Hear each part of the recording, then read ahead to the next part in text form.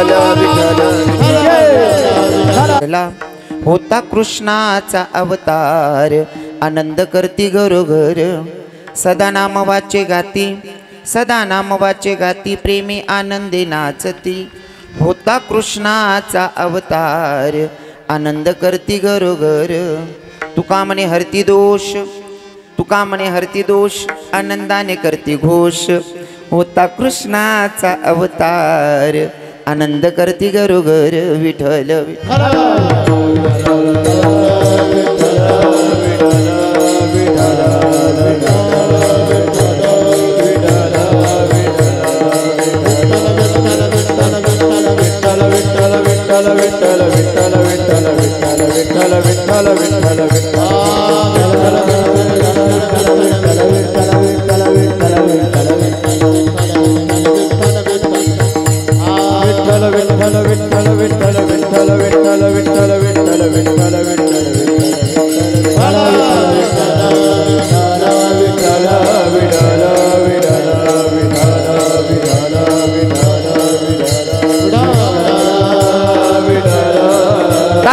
टाळी वाजवा भजन करा आहा मागची मंडळी मागच्या बहिणी टाळी वाजवा भजन करा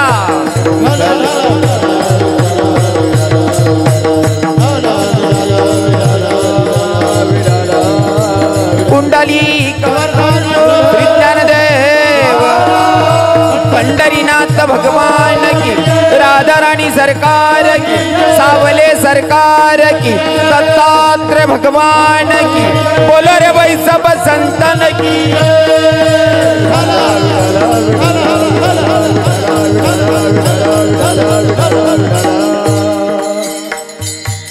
गोकुळी जन्मला कृष्ण गोकुळी जन्मला दृष्टा चळकाप सुटला होता कृष्णाचा अवतार आनंद करती घरोघर सदा नाम वाचे गाती सदा नाम वाचे गाती प्रेमी आनंदी नाचती होता कृष्णाचा अवतार आनंद करती घरोघर तुका म्हणे हरती दोष तुका म्हणे हरती दोष आनंदाने करती घोष होता कृष्णाचा अवतार आनंद करती घरोघर महायोगपीठे तटे भीमरत्यं वरं पुंडलिकाय दातन्मनिन्द्रे समागत तिष्ठं तमानंद कंदं परब्रह्मलिंगं भजे पांडुरंगा करू प्रथम नमन पांडुरंगा करू प्रथम नमन पांडुरंगा करू प्रथम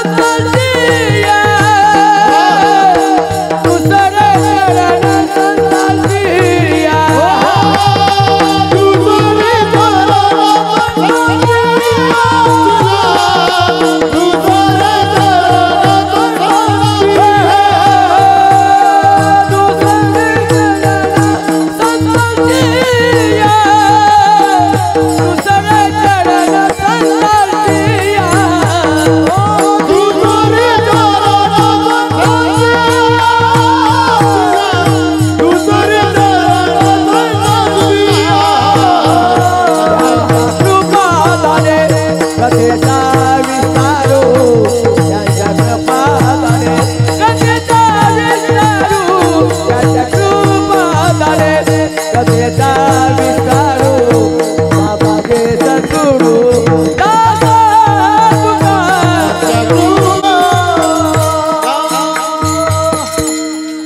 पांडुरंगा प्रथम नमन दुसरे चरण संतांची त्यांच्या कृपदाने कथेचा विस्तारू बाबाजी सद्गुरुदास तुका ओम नमो ज्ञानेश्वर करुणाकर दयाळा तुमचं अनुराधलो पावन झालो चराचरी ओम नमो जय देव वेद प्रतिपाद्य जय जय संस्वेद आत्मरूपा देवा तुझी गणेश कलर प्रकाश म्हणे नुरित दासू अवधावरी तुझी सच्चिदानंद रूपाय विश्वपत्यादि हेतवे तापत्र विनाशाय श्रीकृष्णाय वयं नमः ऐकरारविंदेन पदारविंदम मुखारविंदेन विनिवेशयन्तं वटस्य पत्रस्य पुटी शयनं बालमुकुन्दं मनसा स्मरामि श्रीकृष्ण गोविंद हरे मुरारी हे नाथ नारायण वासुदेव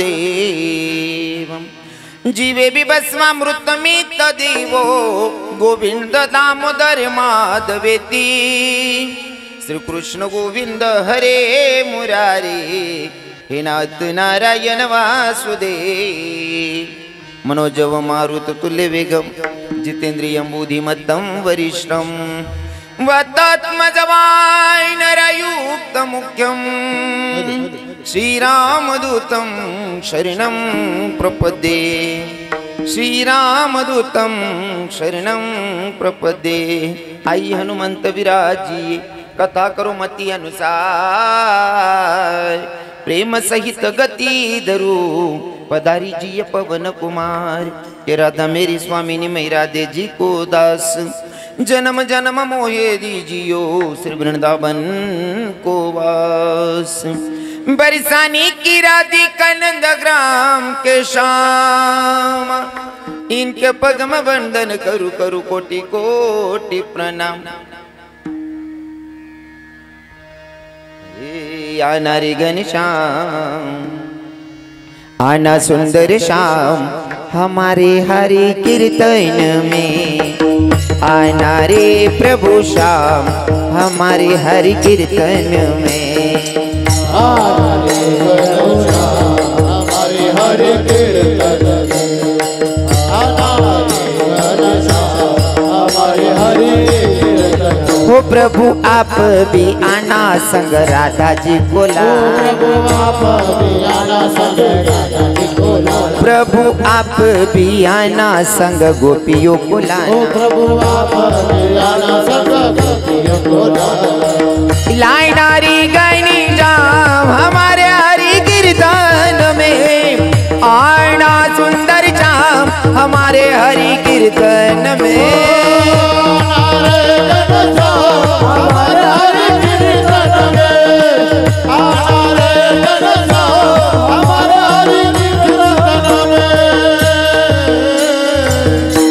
राधे तेरे चरणों की रज धूली जो मिल जाए इस सच कहता हूँ मेरी तकदीर बदल जाए राधे तकदीर बदल जाए सच में तकदीर बदल जाए। विठल विठल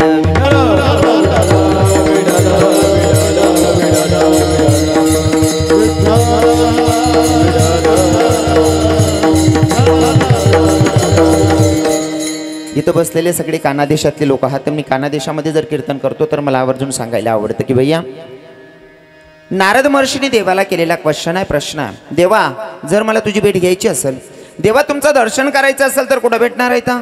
देवानं सांगितलं मला इकडे तिकडे शोधायची गरज नाही, जिथं माझे भक्त माझं गुणगान गातात का तिथं माझी हजेरी असते। मग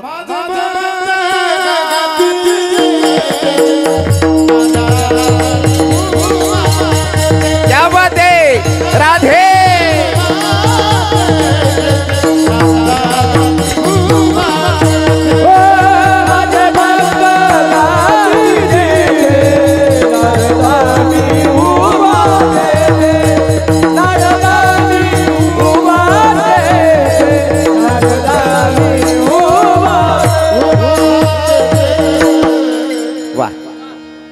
आमच्या बाबांनी गोड प्रमाण घेतलं। माझे भक्त गाते जेथे नारदामी उभा देते, अजून जेथे कीर्तनाची जागा तेथे पांडुरंग उभा। मग भगवंत नारद महर्षींना सांगतात जिथं जिथं माझे भक्त माझं गुणगान गातात का तिथं माझी हजेरी असते। मग आता मला पडलेला प्रश्न आहे, जर पंढरपुराचा मालक जर इथं सोनगीरमध्ये कीर्तनाला हजेरी लावतोय, मग मला सांगा माझ्या कानादेशाची कानबाई असेल, माझ्या कानादेशाची गडावरची मालकीन म्हणजे सप्तशृंगी असेल, किंवा इकडे जळगाव जिल्ह्यामधली मनुदेवी असेल, देवी येत नसेल का? जर पंढरपुराचा मालक, हां, आणि ते पण सिद्ध करेल, पंढरपुराचा मालक दुसरा तिसरा कोणी नाही, प्रभू रामचंद्र कृष्ण आणि तोच हरिया विठ्ठल विठ्ठल।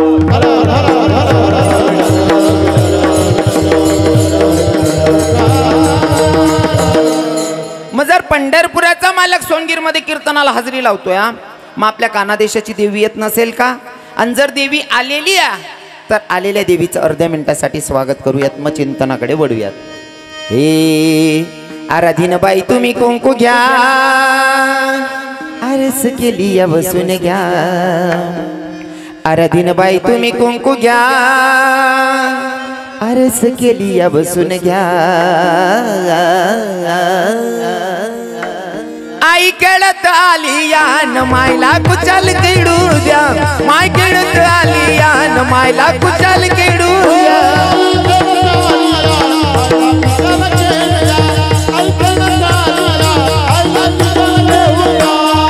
आराधीन बाई तुम्ही कुंकू घ्या, आरस केली या बसून घ्या. आराधीन बाई तुम्ही कुंकू घ्या, आरस केली या बसून घ्या. माय खेळत आली यान मायला कुचाल केडू द्या. आई खेळत आली यान देवीला कुचाल केडू द्या.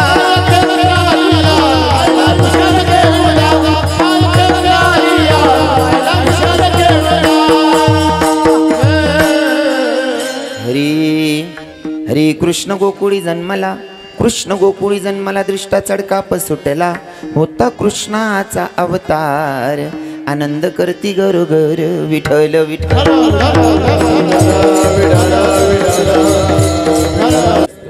प्राप्तस्थळी प्राप्त प्रसंगी निवडलेला भंग. जगद्गुरु जगदवंदनी संत सम्राट देवमान्य संत वारकरी संप्रदायाच्या कळसस्थानी शोभणारे तुकोबाराय महाराज. आणि हो, तुकोबाराय महाराजांचा 4 चरणाचा अभंग आज भगवंताच्या साधू संतांच्या आणि तुम्हा माता पित्यांच्या सेवेसाठी निवडला आहे. विठ्ठल विठ्ठल.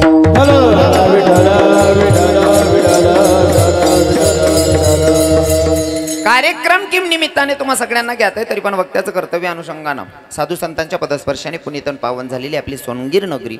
आणि सोनगीर नगरीमध्ये सगळ्यांचे परिचयाचे असणारे हरिभक्तीपरायण बन्सीलाल कौतिक महाजन व मोतीलाल कौतिक महाजन,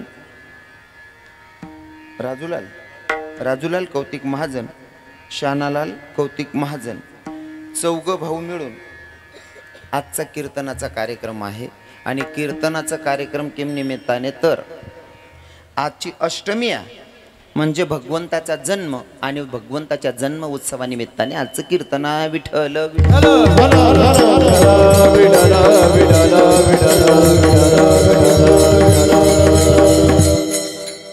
सोनगीर मध्ये कीर्तन आहे महाराज. मंदिर एवढं लांब आहे गावापासून, तरी पण एवढा समाज जमतोय कीर्तनाला. खर तर आता मला माहिती हो ना, ता सांग आणि गरज न भाऊ, मला समजिर नाही ना. हा, तुम्हाला विकरला यावा लाग्यात भाऊ, मग स्वतःला चांगली जात ना म्हणणारा घर झोपेल चेटांना आहात का त्यातल्या. विठ्ठल विठ्ठल.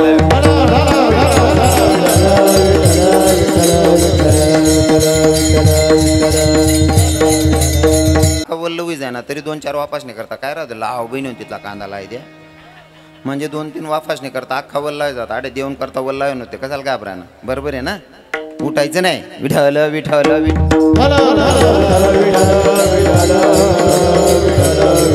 सोनगीर मध्ये एवढा समाज जमतोय महाराज. गाव सोडून लांब कीर्तन असल्यावर सुद्धा जसं गोपिकांना भगवंताला बघितल्याच्या नंतर जो आनंद होता, बोलू नका ना. माता पित्यांचं दर्शन घडतंय. ते आपले बाबाजी. खरं तर आमच्या अभय बाबांचा खूप आग्रह होता. ते मला म्हणले काही झालं तरी तुम्हाला शेटन त्यांच्याकडे कार्यक्रम करावाच लागणार आहे. आणि कधी कधी माणसाची मानसिकता आमच्या संतांची शिकवण आहे. मज या जातीचे मज भेटो कोणी, आणि त्यांचा मान ठेवावा लागतो. बाबांचं म्हणणं होतं तुम्हाला यावंच लागेल. तुम्ही नाही म्हणलं तरी तुम्हाला जबरदस्तीनं आणतो म्हणले. आणि त्यांच्या आग्रहाच्या पुढे माझा नाविलाज झाला. नाही ते पटा महाराज असले माहिती आहे सध्या आपली मार्केट जोरात आहे बुवा. हां, तुम्ही दिनं त्यापेक्षा 2.5 पटवर जा तुम्ही, पण चांगलं आहे भाऊ. जिथलं उत्पन्न निघणं त्यावर खुश राहो, लालच मग पडू नये. भाव वाढा वाढा बटक कांदा सडी जातच. जो भाव माय तो इकीन मोके जा. विठ्ठल विठ्ठल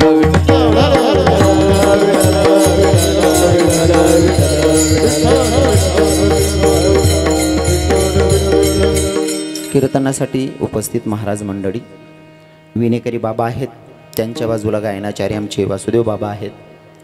आमचे महाराजजी विवेक बाबा आहेत, आमचे सगळे बाळगोपाळ टाडकरी चोपदार बाबा आहेत, आणि जे मृदंगाला साथ करतायत आपल्या गावाची श्रीमंती म्हणावी लागेल आमचे महाराजजी.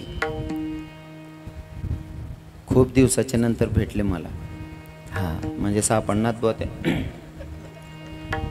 खरं तर तुमच्या गावाची श्रीमंती महाराज, त्यांनी बऱ्याच ठिकाणी सप्ताह सुरू केलेत आणि सप्ताहामध्ये जातातही, म्हणून सोनगीर कानाकोपरा मग आजडी गेलेत त्या. आणि विशेष करून मला ज्यांचं नाव सांगायला आनंद होतोय, आजची तारीख अष्टमीची तारीख, जसं पैरनेन टाईमले बशा बैलले सुद्धा घर राव देतात नाही, पैरनेन टाईमले बशा बैलले सुद्धा घर राव देतात नाही, तसा साधा जरी कीर्तनकार असेल तरी तो आज घर नशीन, पण आमनी ताई आज मन कीर्तनासाठी घर राहिले महाराज. हां हां, आणि मी कीर्तन मग सांगास ना, आई तेच प्रेम आहे ताई. भाऊ बहिणी ना झगडा झगडा जाया का वनमा, बहिणी ना डोळे पाणी बंडो मना पस्ताई मनमा. बहीण भावाचं जिवाड्याचं नातं आहे. विठ्ठल विठ्ठल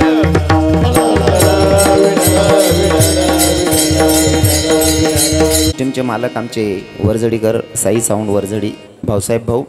साऊंड सिस्टीम एकदम चांगला लागलेला आहे. हां, काय पाणी बंद होई घ्या ते, बसून घ्या. निमित्ताने कीर्तना आणि जन्म ज्यांचा होणारा, आज आपण जन्म साजरा करणार आहोत, ती कोणी साधारण व्यक्ती ना, आज जन्माला येणारा विठ्ठल विठ्ठल. कोण तुकोबर आहे? ज्यांची 65 लाखाची जागीर लोकांना दान करावी ती तुकोबर आहे. कोण तुकोबर आहे?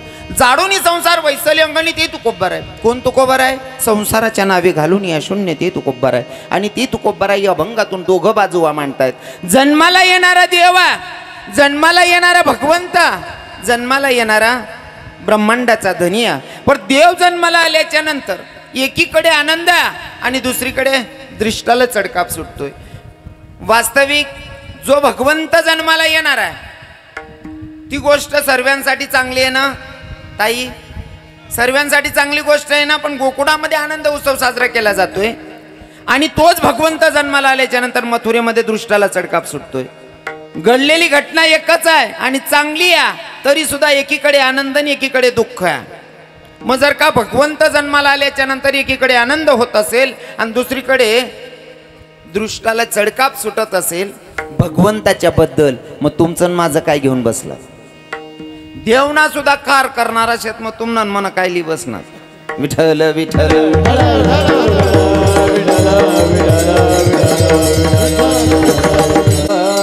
मला कीर्तनातून भगवंत सांगायचाच आहे, देवाचा जन्मही सांगायचा आहे. पण खास करून तरुणांना मी कीर्तनातून जगण्याचा संदेश देतो बरं का. तरुण भावांना सांगणं आहे माझं, कीर्तनातून लक्षपूर्वक एक एक पॉईंट नोट करायचा आहे तुम्हाला. जर आपण जीवनामध्ये काही करायला निघतो ना, जीवनामध्ये काही करायचंय, तुम्हाला सक्सेस व्हायचं असेल, काही करत असताना काही लोक तुम्हाला नावं ठेवत असतील, तुमच्या नावानं किडे पाडत असतील, भुंकत असतील, तर त्या भुकणाऱ्या कुत्र्यांच्या नादी लागू नका. कारण भुकणारा कुत्राच निबरशे लागा, मग आपण आपला वेळ वाया घालतच. समजा समजा समजा एखादं पोरग जर काही करायला लागणं, एखादं पोरग जर काही करायला लागणं, गलिमाना 2 अर्धाला राहतस, वयल वयल मन भाषा समजे ना तुम्ही. हा, वयल वयल वर जर नाही टाया बसणार तो शुद्ध भाषा मग सांगस यमन बातकुल. हा, या चौक मा बसेल राहतस, एखादा काहीतरी चांगलं करणारा पोरेल देखीच नाही. का रे तात्या, भाऊसाहेब न पोरी येडांगत काय बी करत चाल, माको तात्या त्यांना ते जास्त वायबार रास, जाऊ दे रे येडे आलं ते. आणि तो पोरगा सक्सेस होईना का वर्ष 2 वर्ष मग एक किडा पाडणाराच त्या धारमा जातो. बावड्यो पेडा बिडा काय काढ ना गु कायले, तो जवळ काही कर तो त्या नाव किडा पाड राहता. हा, जवळ तो काय कर राहता तो किडा पाड राहता, ते सक्सेस होई घेता, ते त्यांकडे पेडा मागायला जाय ना, निवड निर्लज्ज धंदा. विठ्ठल विठ्ठल.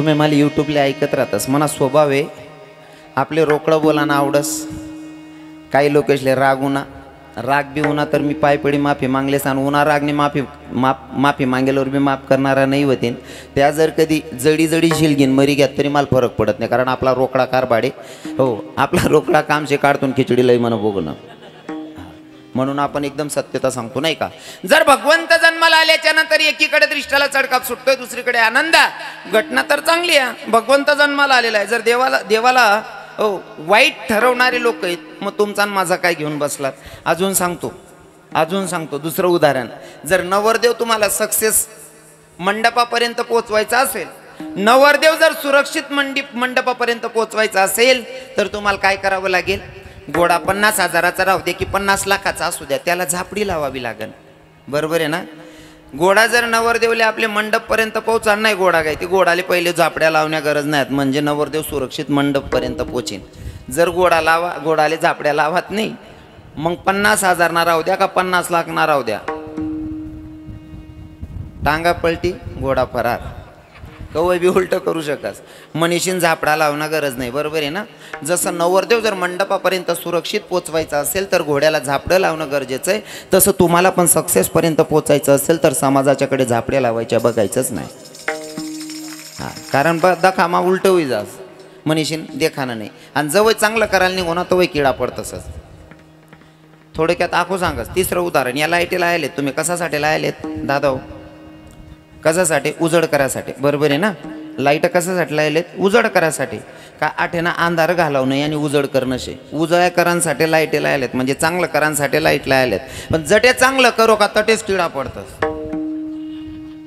तुमल्या अनुभव होईन या गोष्टीच ना जटे चांगलं करायला जाऊ का तटेच किडा पडतस पण एक गोष्ट शिकणी लाईटेच पाहिजे लाईटेशी जोडे कितला का किडा गर्द्याकडे येत ना लाईट बंद पडस का कारण त्याला माहिती आहे किडा कितला का गर्द्या करत नाही या पायटे मर जातील मला सकाळी याको चालू नाही म्हणून किडाशनी वर्ष लागू नये जर सक्सेस होईन ते नाही का भगवंताला विरोध करणार आहेत तुम्हाला मला विरोध करणार नाही कशावर नाही तर जगाचा मालक जन्माला येणार आहे तरी सुद्धा एकीकडे आनंद आणि दुसरीकडे दृष्टाला चढकाप सुटतोय मग जन्माला येणाऱ्याचा दोघीकडेचा भाव असा आहे पण जन्माला येतय कोण एकीकडे आनंद आणि एकीकडे दुःख आहे म्हणजे येणारा कोण आहे तर ब्रह्मांडाचा धनी मग भगवंताचं येण्याचं कारण काय आहे गो ब्राह्मणांना जेव्हा झालेलं त्रास सहन होत नाही तेव्हा भगवंताचा धावा करतात आणि भगवंताकडे जातात आणि भगवंताकडे जाऊन भगवंताकडे मागणी मागतात देवा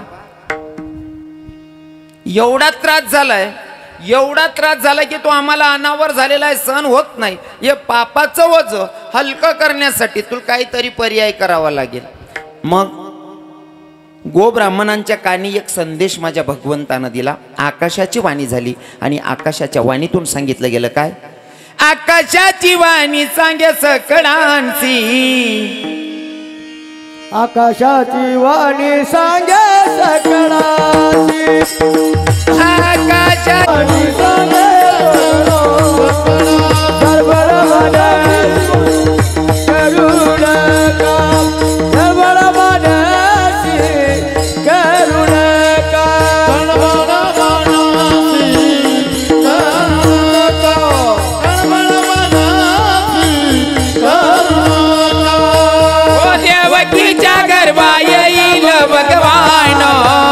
देवकीच्या गर्भा येईल भगवान देवकीच्या गर्भा येईल भगवान देवकीच्या गर्भा येईल भगवान देवकीच्या गर्भा येईल भगवान देवकी आणि वसुदेवाचं लग्न चाललं देवकी आणि वसुदेवाचं लग्न चाललंय लग्नामध्ये 3 मिरवणुका राहतीस पहिला हळद लागा नंतर पहिले नवरदेव राव का नवरी राव गाव मामी राहत त्याला काय म्हणतास हो वा वा वा वा हां हां ही पेपरे जमा आहे का नंतर पुरवण्यात येतच त्या कुणक म्हणतस त्याले ना हां हाई हळद न आणि लग्नानं पहिले वस ती हळद विजास लग्नानं सकाळ मा फिरवतोस त्याला काय म्हणतस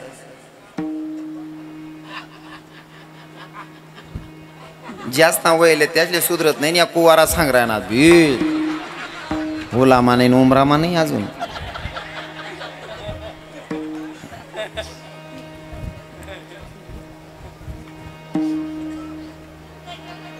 पहिले हाडद लागताच बरोबर मिरवणूक होय तिले म्हणतस कुणक. आणि मग दुसरं वरात म्हणतस मला माहितीप्रमाणे जास्त वयले त्याला समजस होई बा. आणि लग्नाना नंतर बी मिरवणूक नाही गे तिला काय म्हणतस मग. आड कोणतरी बारक्याने आवाज दिनता बोला रे बिगर लग्नेवाला सोन. लग्नेवाला काय सुधरसते फॉर्म मा. हा बीत. मग लग्नाच्या नंतर ती मिरवणूक चालू होती बीत म्हणतात तिला. आणि तेव्हा स्वतः कंस रथ हाकत होता आणि दोघं त्याच्या बहीण आणि पाहुणे माग बसलेले आहेत. आनंदात रथ हाकत असताना तेव्हा सुद्धा आकाशाची वाणी झाली ना. आकाशाच्या वाणीतून कंसाला सांगितलं गेलं, कंसा ज्या बहिणीच्या लग्नामध्ये तू रथ हाकतोय का त्या बहिणीच्या पोटी येणारा 8वा पुत्र तुझा वध करणारा. ज्या बहिणीच्या लग्नात तू एवढ्या आनंदात रथ हाकतोय का त्या बहिणीच्या पोटी येणारा 8वा पुत्र तुझा वध करणार आहे. कंसाच्या बातमी कानी पडल्याच्या नंतर कंसाला असं वाटलं बहिणीच्या पोटी येणारा 8वा पुत्र माझा वध करणार आहे. त्याच्यापेक्षा असं करतो बहिणीलाच मारतो म्हणले. बहिणीलाच मारतो म्हणजे पहिलाही नाही आणि 8वाही नाही. मग कंसानं काय केलं, रथ हाकत असताना हातात आता खडग घेतलं आणि देवकीवर मारायला चालून गेला. घेऊन या खडग हमारा यादावला. अरे घेऊन या खडग हमारा यादावला. घेऊन या खडग मारा यादावला. घेऊन या खडग मारा यादावला. घेऊन या खडग मारा यादावला. घेऊन या खडग मारा यादावला. घेऊन या खडग मारा यादावला. घेऊन या खडग मारा यादावला. हात तो धरीला बसू देवे. हात धरीला बसू देवे. हात धरीला वसू देवे. हात धरीला वसू देवे. हात तो धरीला बसू देवे. हात धरीला बसू देवे. हात धरीला वसू देवे. हात धरीला वसू देवे. घेऊन या खडग आम्हाला यादावला. घेऊन या खडग मारा यादावला. घेऊन या खडग मारा यादावला. घेऊन या खडग मारा यादावला. घेऊन या खडग मारा यादावला. घेऊन या खडग मारा यादावला. घेऊन या खडग मारा यादावला. घेऊन या खडग मारा यादावला. हातात खडग घेतलं देवकीवर धावून गेला. पण देवकीचं लग्न झालेलं आहे. बाजूमध्ये वसुदेव बसलेले होते. त्यांनी कंसाला सांगितलं, कंसा जर आमच्या पोटी येणारा 8वा पुत्र तुझा वध करत असेल म्हणून तू तुझ्या बहिणीला मारतोय, पण बहीण तुझी असेल पण आता तिचं लग्न झालंय आणि लग्न झाल्याच्या नंतर ती माझी झालेली आहे. कारण लग्नामध्ये एक प्रथा आहे, आपण मुलगीचं लग्न करतो किंवा बहिणीचं लग्न करतो तर आपण कन्यादान करतो. कन्यादान आहे ना ती पद्धत आपल्याकडे, कन्यादान करतो. आता मला तुम्हाला विचारावं वाटतंय, कन्यादान करतोय माझा प्रश्न असेल समाजाला, जर समजा आपण जर एखाद्या ब्राह्मणाला किंवा कथाकाराला गाय दान केली, गाय दान केली, पेमेंट लेवल तुम्ही जातस का? हा, दान केलेल्या वस्तूवर आपला अधिकार राहत नाही. मग लग्न करण्याच्या नंतर, लग्न झाल्याच्या नंतर आपण कन्यादान करतो. म्हणजे आपण कन्यादान केलेली, मग दान ज्याला केली त्याचा अधिकार आपला तो कमी झालेला आहे आता, बरोबर आहे ना? मग मला सांगा, दान करेल वस्तूवर जर आपला अधिकार राहत नाही, पूर्ण लग्नामा तुम्ही कन्यादान कर देतस ना, माफ कर जात बरं का, माल बी बहिणी आहेत, माल बी माय आहे, हां, पण मला रितशीर बोला ना आवडस. कन्यादान कराय घे ना, आपला विषय संपी घ्या. पण बऱ्याच माया पोर सासरी जावानंतर दिनमा 4 धाव फोन करते, नाही बहीण तुला कोण काय बोलणं का? का ब तुला सकाळ मग फोनवर सांगा गे दुपारची उपडीत जाई का ती मारीच टाकते तिला. कन्या दान केली ना मग दान केलेल्या वस्तूवर आपला अधिकार नाही. हा तुमची मुलगी आहे, तुम्ही सुखदुःखात नक्कीच हजर झालं पाहिजे, विचारलंही पाहिजे. तिला त्रास होत असेल तर तोही सहन नाही करून घ्यायचा, पण कारण नसताना उगाच कशाला 4-4 वेळेस फोन करायचा. तुम्हाला माफी मागून सांगेल, जिथला घटस्फोटवर आहे ना, जिथल्या फारकत्यावर आहे ना, त्याच माहीन 100 माई कमीत कमी 90% घटस्फोट आणि फारकत्या फक्त पूर्ण मायबापमुळे, खास करून पौर्णिमाईमुळे. हां पौर्णिमाईमुळे. हां बहीण जास्त ऐकू नको बरोबर, बोलायला लागणार कसं लगे उत्तर पटकन उत्तर दे देवा ना. हां नाही ते ऐकान सवय पड जाईन, डोकावर पड जातीन बरं त्या. हा वायबार धंदा मायेत जास्त शिकाडास. आणि आपण लगीन ना टाईमला देखो या काक्या चुलत्या या बरं बहीण लगेच फटकार द्यावा ना बरं, नाही त्याला सवय पड जाईल. हां म्हणजे किडा पाडाना धंदा आहे प्युअर. तेवढं बरं आहे बा सोनगीर मग तसं कोणी करत नाही आपण. कारण मी जे बी सांगत बट तताना सांगत बाई प्रॉपर जडे कीर्तन करत तडे ना काही सांगत नाही, कारण 12 लगून ताम नाही मला डे कोण बरेल घर मग दाती घालली. कन्या दान केलेली आहे, तुमचा अधिकार नाही तेवढा माझा अधिकार झालेला, कारण तुम्ही मला तुमची बहीण दान केलेली आहे. आणि तुम्हाला जर वाटत असेल आमच्या पोटी येणारा 8वा पुत्र तुमचा वध करतोय, मग एक काम करा, आमच्या पोटी येणारा प्रत्येक लेकरू तुमच्या ताब्यात देतो, पण माझ्या पत्नीला मारू नका म्हणले. कंसानं तसंच केलं, दोघं नवरा बायकोंना बंदीखान्यामध्ये बंद केलं. बघा बरं, बंदीखान्यामध्ये बंद केलं. पहिले 6 मुलं झाली, 6च्या 6 मारलीच नाही. सहाई मारित दुराचारी, सहाई मारित दुराचारी, ओ साई मारित दुराचारी, साई मारित दुराचारी. ऐका, 6 महिला मारलीच नाही अगोदर. 6 मारली नाही म्हणून भगवंताला पडलेला प्रश्न, जोपर्यंत कंस बाल हत्या करत नाही तोपर्यंत मी त्याला मारू शकत नाही. मला याच्यातून फक्त एवढं सांगण्यासाठी फिरवावं लागलं बाबा पांडू बाबा, एवढ्यासाठी फिरावं लागलं. कंसाला आज शिवाय देणारे इथं बसलेल्यांपैकी 99% शिव्या देणारे लोक बसलेलेत कंसाला, माझ्या सकट सर्वच जण. कंसाला कोण चांगलं म्हणेल का? कंसानं काय पाप केलं ताई? बहिणीचे 6 पोरं मारलीत, पण कंसानं सुरुवातीला मारलीच नाही. मग भगवंत म्हणे तो जोपर्यंत बाल हत्या करत नाही तो लोगून त्यांना पाप पुरवत नाही, जो लोगून पाप ना गडा भरत नाही तो लोगून मी त्याला मारू शकत नाही. सांगानं तात्पर्य एवढं आहे, आपलं कर्मच आपलं जे पण काही ठरावस ना ते कर्म ठरावस. भगवंत तुम्हाला वाईट करूच शकत नाही, पण जर कर्म चुकीनं असेल तर तो सोडत बी नाही. विठ्ठल विठ्ठल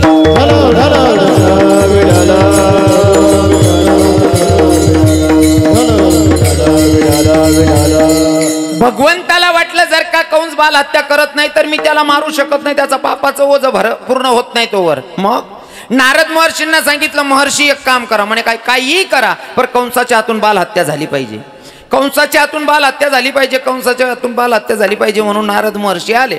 नारद महर्षींचा स्वभाव कळ लावणे, नारद महर्षींचा स्वभाव कळ लावणं. नारद महर्षी आले, विचारायला लागले, म्हणले देवा कंसा म्हणे काय देवकीच्या पोटी येणारा 8वा पुत्र तुझा वध करणार होता. म्हणे मग काय झालं? म्हणे माहित नाही. म्हणे आत्ताशी 6 आहेत, मला मारणारा 8वा आहे. नारद महर्षी म्हणे येडा होई घ्या का? अरे देवनं चक्र गोल छे, पहिला बी 8वा येऊ शकत, 4था बी 8वा येऊ शकत, 5वा बी 8वा येऊ शकत. या 6मा बी कदाचित तू तुला दुश्मन पाडी राही ना म्हणे. हो नारद महर्षी त्यांचा स्वभाव कळ लावणे, बरोबर आहे ना. नारद महर्षींचा स्वभाव कळ लावणे. हो पण नारद महर्षींच्या कळ लावण्याच्या मागे काही काही चांगलं राहे, काही चांगलं राहे. आता घर परत नारद होय झालेत, किडा पाडाले. हा नारद महर्षींचं कळ लावण्याच्या मागे काहीतरी हेतू असायचा आणि काहीतरी चांगला मार्ग निघायचा. इथं 6ही पोरं मारली नाही, पण कंसानं सांगितल्याच्या नंतर नारद महर्षींनी सांगितल्याच्या नंतर कंसाच्या डोक्यात आलं मला मारणारा यांच्यातून कदाचित असू शकतो, म्हणून 6च्या 6 मारली. आमच्या बाबांनी सांगितलं तुम्हाला. हो 6च्या 6 मारली.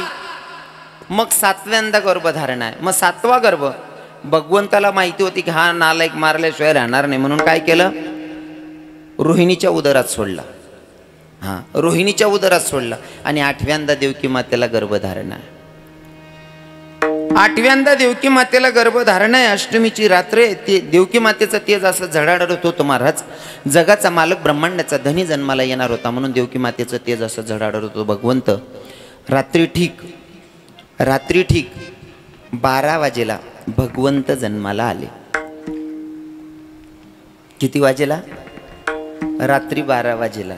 आता काही लोक उपवास करतात, पण तुम्हाला सांगतो राधा अष्टमी आणि कृष्ण अष्टमी याचा असा आहे, तुम्ही रोज जे अन्न खातात ते न खाता जसं फराळ तुम्ही करू शकतात, फलहार करू शकतात, असा हा उपवास आहे. आणि राधेचं तत्व तर असं आहे, तुम्ही कसंही खा, फक्त तुमले जमणं तर राधा अष्टमी साजरा करा. भक्त असले सांगत, कारण राधा प्रेमाचं प्रतीक आहे आणि इतकं प्रेम भक्तांवर करते की ते भक्तांना त्रासलेलं बघूच शकत नाही, म्हणून उपवास करायची गरजच नाही. विठ्ठल विठ्ठल विठ्ठल, विठ्ठल, विठ्ठल, विठ्ठल, विठ्ठल.